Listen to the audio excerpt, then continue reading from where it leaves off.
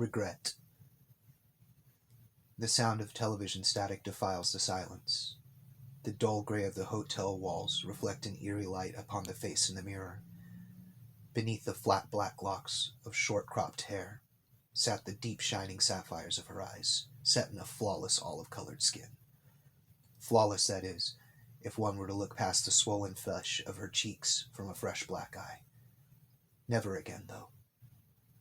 The pungent smell of fecal matter permeated the room, sourced from the lump underneath the crusty motel sheets, wherein a large wet spot, near where it can be assumed the head of a person lying in the bed, would be situated. He must have overdosed in the night. She had thought she heard a gurgling noise at one point, but she never bothered checking. His abusive behavior had been out of hand all along, but lately had become savage, completely savage. But never again, she thought. Never again. An alarm clock rang. She woke blearily to her husband, gently snoring next to her. She smiled to herself as she pats his head and tousles his hair. It was just a dream, a nightmare from the past. It took many years of therapy and a few trips through rehab, but the nightmare was well and truly behind her. She slowly rose from the ocean blue sheets and slid her feet into the slippers next to the bed, the ones with the fuzzy teddy bear faces, her favorite, and slipped a bathrobe over her pajamas as she slinked out of the room as to not wake her husband. As she made her way down the short flight of stairs, she gazed upon the many pictures on her wall, family and friends. As she made her way to the coffee maker, she found herself in a nostalgic mood. So, teased by the cacophony of the percolator, and enveloped in the heavenly aroma of a medium French roast and its promise of fresh morning coffee, she sat in her favorite love seat, the one entrenched with the scent of her husband, and the puppy. She grabbed a large tome from the shelf. Memories, it reads. She began to thumb through it lovingly, reverentially, as if it were the Holy Bible itself, as she twiddles her now gray hair in her fingertips. The last night's dream faded into obscurity as she slowly turned through the pages of her photos. Obscurity. In the past, where it belonged. Yes, in the past. Because her life changed after that night for the better. She reaches the beginning of the album and slips into a daydream. 1975, Tokyo, Japan, 2 years after the incident from the dream. Draped in a lurid pink silken kimono with a large red bow tied behind her back, because what tourist could resist? Although, she sticks out like a sore thumb, especially due to the fact that she's a Spaniard in appearance and the only non-Asian in the tour group. The group walks the ancient stone pathways of an old Shinto temple in downtown Tokyo, Japan.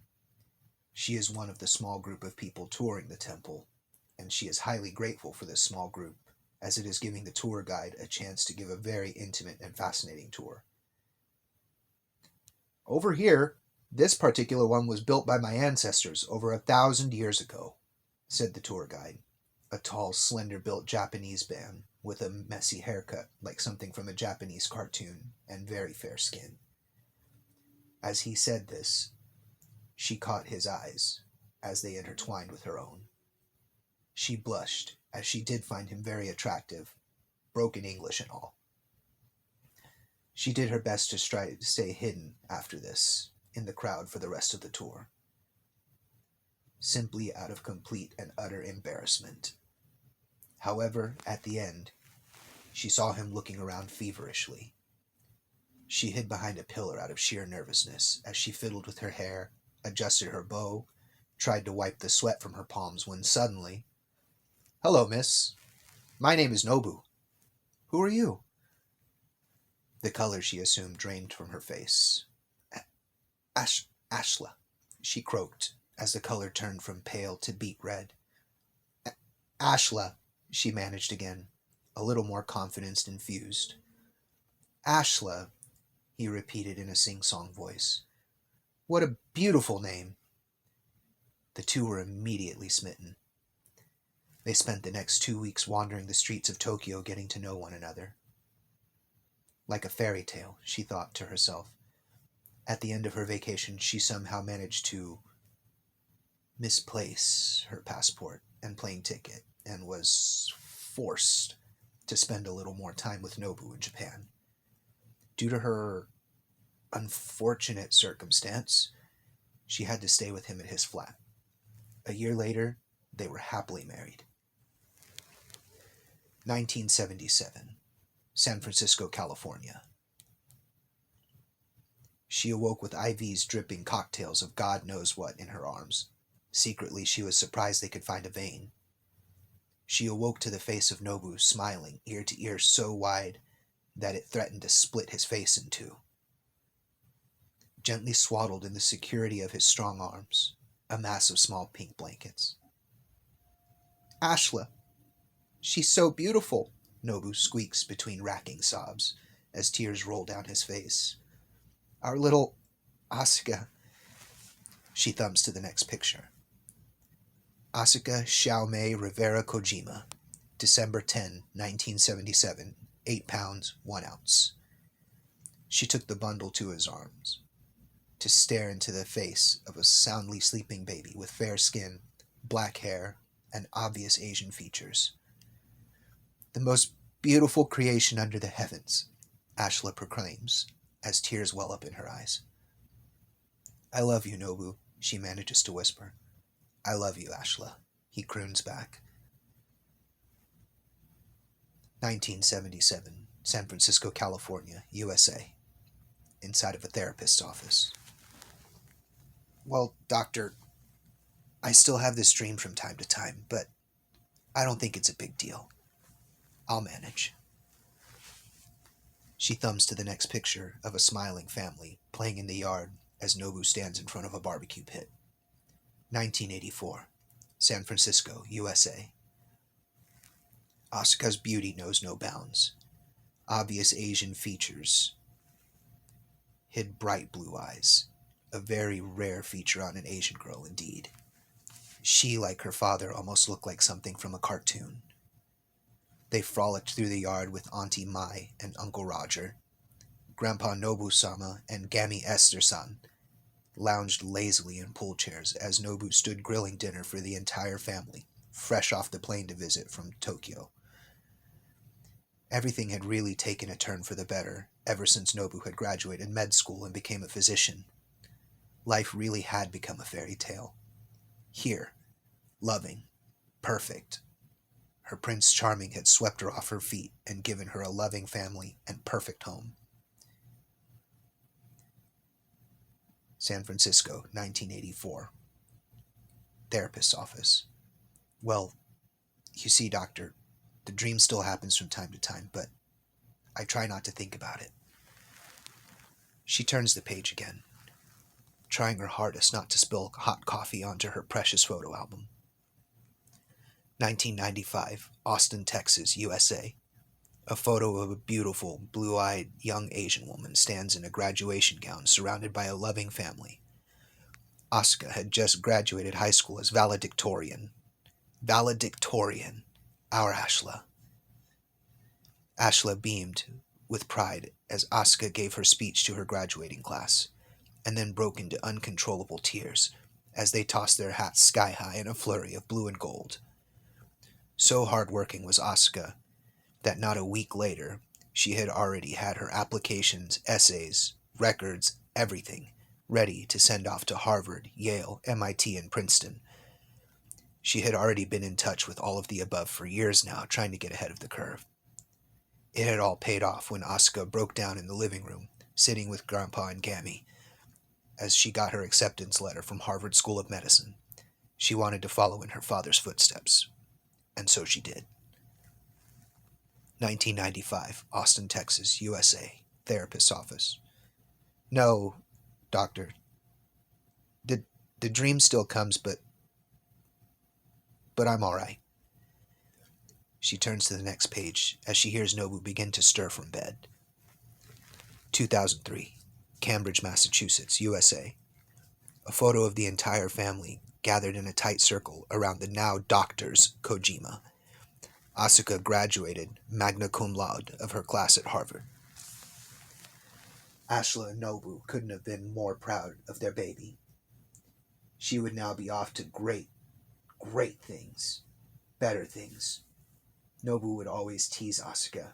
You're gonna cure cancer one day, kiddo. 2003, Austin, Texas, USA, therapist's office. Well, doctor, the dream has been happening a little more than I'm comfortable with, but I think I'll be fine. Nobu barrels down the stairs after smelling the coffee. Good morning, old lady, Nobu teases. Good morning yourself, Dr. Dummy, old fart. She beams and teases back as he kisses her forehead while passing her, on his way to sweet liquid stimulus, promised by the smell in the air. What are you doing, love? Nobu inquires. Oh, you know, being old. Thumbing through our old photo album, she replies. Nobu just smiles his usual toothy grin as he pours his coffee. She was always amazed at how well he has aged. It seems like gray hair was the worst he got of the deal. It always makes her jealous. She turns to the next page. 2008, Washington, D.C., USA. In this photo, we again see Nobu's grin threatening to tear his face in half. However, Ashla's is the same, as they stand on both sides of Asuka as she cradles a newborn baby boy. May 7, 2008, Washington, D.C., USA. Aaron Joseph Kojima Ryan Jr., 9 pounds 3 ounces. A perfect baby boy, the caption reads. 2008, Austin, Texas, USA, therapist's office. Well, doctor, it's been happening quite a bit now. It's become very uncomfortable. Some days it's all I can think about, Ashla concedes. Ashla and Nobu spend the rest of the day thumbing through photos in the album, until there is a loud knock at the door. The doorbell is rung about 1,000 times, which sends the dog off in a frenzy. Nobu begins to curse under his breath until he sees staring into the window little Aaron Joseph being held by their darling Asuka. This was completely unexpected. Ashla smiles knowingly as she moved with snake-like speed to open the door. Hi, Mama. Hi, Daddy. Surprise! Asuka exclaimed. Gampy! Gammy! Yelled little Aaron as he stormed the gates in a beeline for Grandpa's lap. Hello, Mr. and Mrs. Kojima. Happy anniversary, Aaron Joseph Sr. proclaimed jovially. This is Aaron's father. You forgot, didn't you, punk? Ashla says with a wry smile as she pokes at Nobu. No, I didn't forget. I was just, waiting for you to say something. Nobu lies smoothly as the blush creeps up his face. They spent the rest of the day in celebration with their entire family. At the end, everyone drinks one final toast to their new family and to Nobu's parents, who, sadly, had recently passed.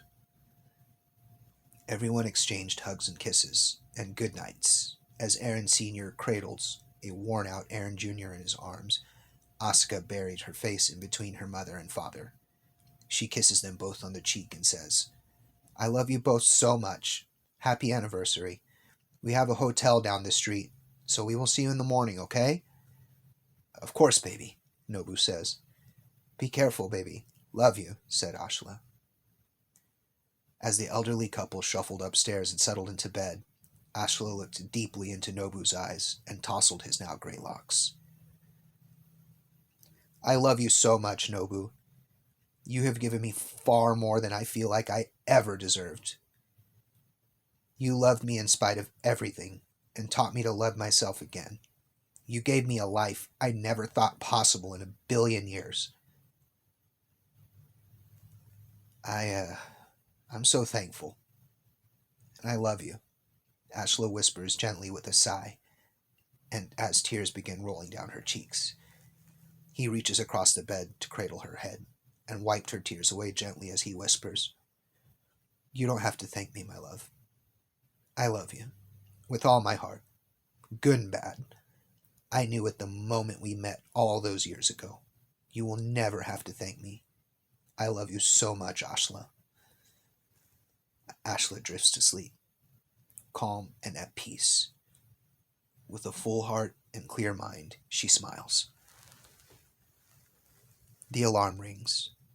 Ashla awakens with a start. She couldn't remember setting an alarm last night. As she rubs the sleep from her eyes, she awakens not to the room full of pale pastels and ocean blue sheets, but a drab gray in an armchair. Her breath quickens as she surveys the room, permeated by the static of the television and the smell of fecal matter, the smell of death. She glances, horrified, to the all-familiar lump in the bed.